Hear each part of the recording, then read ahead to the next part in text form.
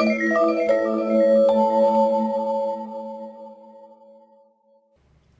this is Scott Hanselman, and I wanted to take a second to share some of the new features of Visual Studio 2012 and ASP.NET 4.5. In this video, publishing. Some very cool improvements to publishing, making it easier than ever to get your website up on the actual web. All of these features work with all aspects of ASP.NET, web forms, MVC, whatever makes you happy. It's important to remember that an ASP.NET application is an ASP.NET application. So when we get features like publishing and improvements to those features, you get that across all of your different ASP.NET apps. I've got a standard little MVC application right here. This application is a little stock manager. I've got a stock controller. I've got my stock models. I've even done a couple of database migrations. My initial create, where I made my stocks, and then I added an extra field later, so you can see the migration there where I've added stocks. Now, if I want to put that up on the web, whether it be at a host or whether it be up at Azure, what I want to do is download a publish settings file. I'll use Azure for this example. I'm going to say new website with database, Scott stock app. Super complicated password. Now we're creating that website. And again, this could be at any host, doesn't need to be at Azure. So here's my stock application ready to deploy. I'm going to click Download Publish Profile. This is going to download a publish settings file. This is not specific to Azure. This is part of Web Deploy. I'll hit Save. Go back over to Visual Studio. Right-click and say Publish. This is some of the new publishing dialogues within Visual Studio 2012. And I'm going to say Import that publishing profile. It automatically brings in all the settings, usernames, passwords, and things that I might need to deploy my application. If I like, I can validate the connection,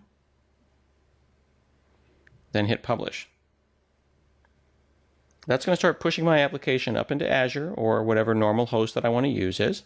And because I've got migrations, we're actually automatically going to apply those Entity Framework migrations in the cloud. My application automatically starts up. So my application is up. Another new feature is that publish profiles are actually stored within the properties. So the publish profiles are shared and can be checked in as part of the project. You can see my web deploy properties there. I could name this production. I could have different profiles for dev, test, and production. This is my MS Deploy production profile. I can also use command line support and publish that. I'm going to go back to my publish settings file that I downloaded. I'm going to grab the password for deployment out of that publish settings file.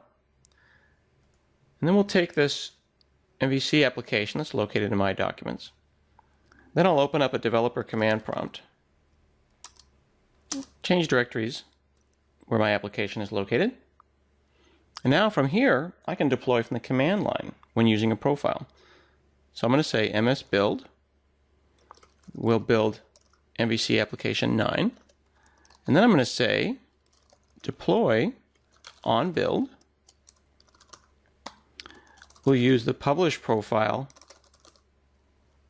called production. As a security measure, I'm going to say allow on trusted certificate. Once I decide that I do trust my host, I could import that into my local certificate store. Then I'll say password equals. There's the password for my publish profiles file. Go and do a build from the command line, and then a web deploy publish. So I've just published my application, updated up into my host. Remember that I called my publish profile production. One of the other new features is profile-specific config transforms. I could make a transform and call it web.productionconfig. Let's say that I needed a specific application setting, but only in production. In this case, I make a web config transform file that's going to insert this key into the result, but I also have different web configs for things like release. So here's my release where I remove my debug attributes from web config. Well, that can be a little confusing and hard to manage. Well, now I can right-click and say Preview Transform.